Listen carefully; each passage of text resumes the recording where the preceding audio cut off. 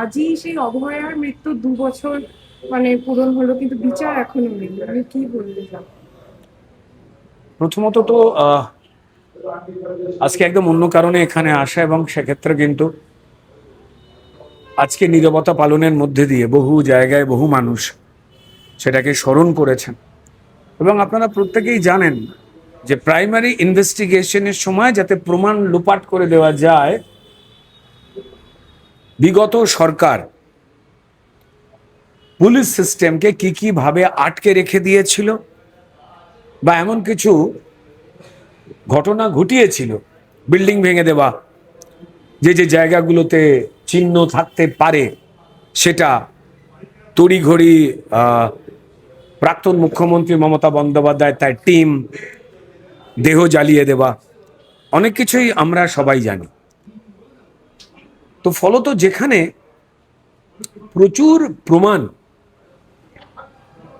সরকারি মদতে এর আগের সরকারের সময় লোপাট করে দেওয়া হয়েছে, একজনই দোষী প্রথম থেকে বলা হয়েছে, তো তাতে আমরা একটা চিত্রনাট্য পাচ্ছিলাম। কিন্তু তার সঙ্গে সঙ্গে এটাও ঠিক যে আমাদের মন যাই বলুক না কেন, আলটিমেটলি আমাদের সবার উপরে আদালত রয়েছে, আর আদালত তথ্য প্রমাণের উপরে যায়।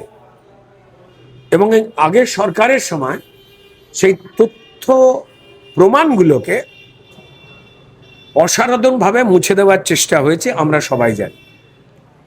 তারপর সরকারের পরিবর্তন এনেছেন মানুষ। আপনারা দেখতেই পাচ্ছেন যে আমাদের সম্মানীয় স্বাস্থ্যমন্ত্রী শারদ মুখোপাধ্যায় তিনি বেশ কিছু ব্যাপারের হিন্ট দিচ্ছেন এবং পদক্ষেপ নিচ্ছেন, এবং ইনভেস্টিগেশনের অন্য একটা রাস্তা তৈরি হয়েছে। আমাদের সম্মানীয় মুখ্যমন্ত্রী তিনিও স্পষ্ট করে অনেক কিছু বলছেন। হ্যাঁ, কিছু মানুষ গুলিয়ে দেওয়ার চেষ্টা করছে, যারা ফেলিয়ার তাদের কাজ এগুলোই। তবে পরিষ্কার, পরিবার, আমাদের বোন অভয়া তিলোত্তমার মা, বাবা,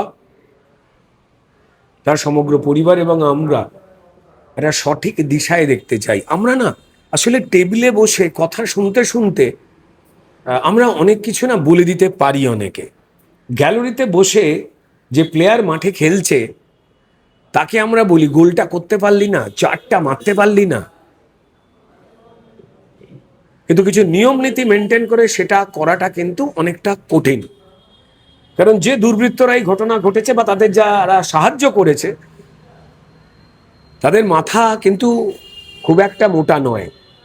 তো ফলত সেই লেয়ারগুলো ভাঙতে হচ্ছে, এবং ডেফিনেটলি আর একটা অন্য দিশা মানুষ দেখতে পাবেন। আর বাকিটা তো ওইভাবে ডিসক্লোজ করা যায় না যে মুভমেন্ট কি হবে।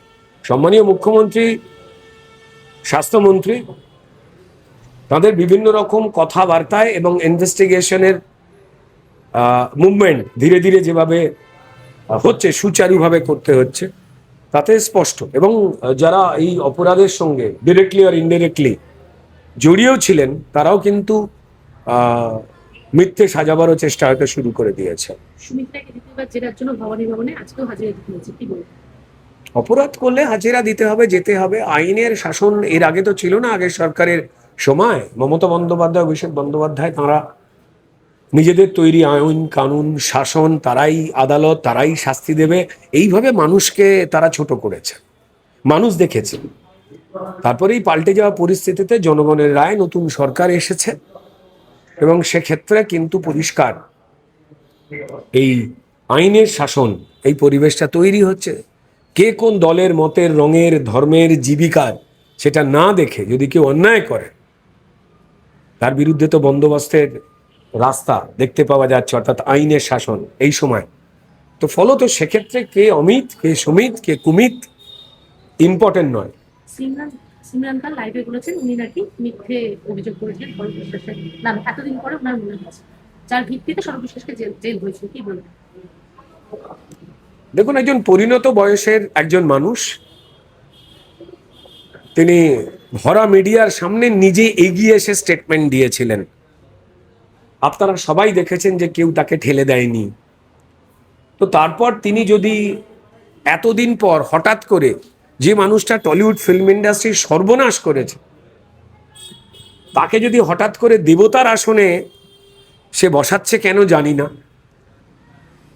ঘটনা ঘটেছিল তিনি বলেছেন, ঘটনা ঘটেইনি আবার তিনি বলছেন, এবং তাতে মানুষের যে প্রতিক্রিয়া তার উপরে হচ্ছে, আমার মনে হয় সিমরন ম্যাডামের কিন্তু একটুখানি বোঝা উচিত। কিন্তু আবার বলি, স্বরূপ বিশ্বাস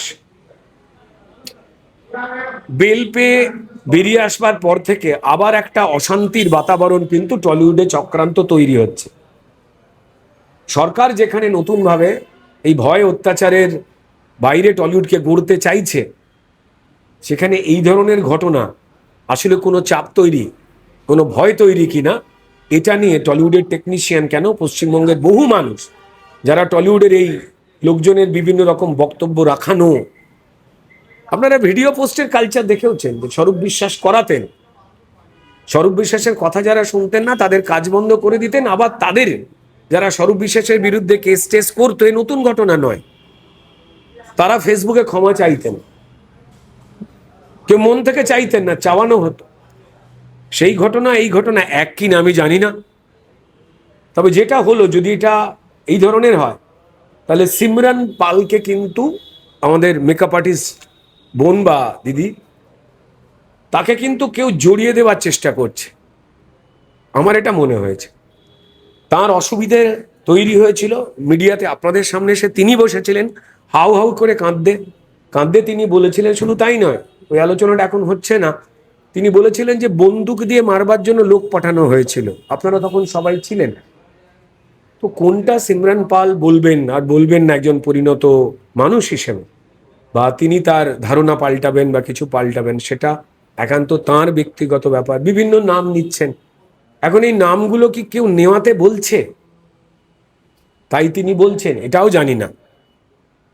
আমি শুধু একটাই চাইবো যে সিমরন পাল বোন বা দিদি, তিনি ভালো থাকুন, তিনি একজন টেকনিশিয়ান, তিনি তার যোগ্যতা নিয়ে কাজ করুন, তাকে কাজের জায়গায় মানুষ সাহায্য সহযোগিতা করুক। এই ভয়ের পরিবেশ তার উপর কারা তৈরি করছে জানি না, আমি বা আমরা যদি জানতে পারি সেই পরিবেশ তো কাটাবার চেষ্টা করব, কারণ বর্তমান সরকার ভয় আউট ভরসা ইনের চেষ্টার রয়েছে এবং সেটা করছে। সুপ্রিম কোর্ট বলেছে মমতার তৃণমূল হচ্ছে আসল তৃণমূল, তাহলে ঋতব্রত বা বালিশ তৃণমূল যেটা, সেটা কি আসল নয়, বা তাদের দলে যারা রয়েছে তারা কি বিজেপিকে জয়েন করবে? দেখুন, দুলাল বাবুর তালমিছরি কোনটা আসল বা নকল, এটা ছোটবেলা থেকে আমরা কনফিউজ হয়েছি, কারণ দুটোরই বিজ্ঞাপন চলত। কেউ বলতো যে ছবি সই দেখে নেবেন, কেউ বলতো তালমিছরির রং দেখে নেবেন, কেউ বলতো বোতলের সাইজ দেখে নেবেন, বিভিন্ন রকম। তাই তৃণমূলের তালমিছরি কত রকমের বাকি, সেটা নিয়ে আমাদের কোনো ইন্টারেস্ট নেই। তারা সুস্থ থাকুন, ভালো থাকুন, তারা অন্যায়ের থেকে বেরিয়ে আসুন, যদি অন্যায়ের সঙ্গে কেউ জড়িয়ে থাকেন সেটা মানুষের কাছে এসে তারা বলুন, এর বাইরে কিছু না, তারা সত্যি কথা বলুন। এতদিন তো মিথ্যে কথা বলেছেন, অহংকার দম্ভ, সেগুলো ছেড়ে আসুন, আর কি বলবো। বাকি কতগুলো এই মুহূর্তে আমরা যখন কথা বলছি তখন আর কতগুলো তৃণমূল হয়ে গেছে আপনিও জানেন না, আমিও জানি না, আর এটা অন্য দলের ব্যাপার, আমি এখানে কি বলতে পারি। আচ্ছা, কল্যাণ বন্দ্যোপাধ্যায় বলেছেন যে শুভেন্দু অধিকারীকে হাঁটিয়ে দেওয়া হবে, বিজেপিকে সরিয়ে দেবে। হ্যাঁ, কালকে কালকে বলেছেন রুদ্রদাস। আমি কল্যাণ বাবুর সুস্থতা কামনা করি। আমার নিজের পরিষ্কার মনে হয় এরা প্রত্যেকেই অত্যন্ত ভালো মানুষ, কিন্তু কিছু দুষ্টু লোকের সঙ্গে মিশে এরাই খারাপ খারাপ কথা বলে, বেঞ্চি টেঞ্চি কাটে, লোকসভায় গিয়ে বোতল টোতল ভাঙে। আসলে কিন্তু মনের মধ্যে একটা শিশু লুকিয়ে রয়েছে কল্যাণবাবুর মধ্যে। আমাদের সামাজিক দায়িত্ব, প্রত্যেকটি মানুষ, এমনকি ওনার পড়শিরও দায়িত্ব, যে ওনার এই মনের ভেতরে লুকিয়ে থাকা শিশুটাকে বার করে বাইরে যে দুষ্টু লোকটা ঘুরে বেড়ায় সেই লোকটাকে বিদায় দেওয়া। দেখবেন কল্যাণবাবু আসলে মিষ্টি মানুষ এবং ফুটফুটে মানুষ, কিন্তু কে বা কারোকে খারাপ করছে এইটা তদন্ত করে বার করে সেই লোকটাকে জেলে পুরে দিতে হবে। করুন বাংলা হান্টের ইউটিউব চ্যানেল। বাংলা হান্টের আরো খবর দেখতে নজর রাখুন। বাংলা খবর মানেই বাংলা হান্ট।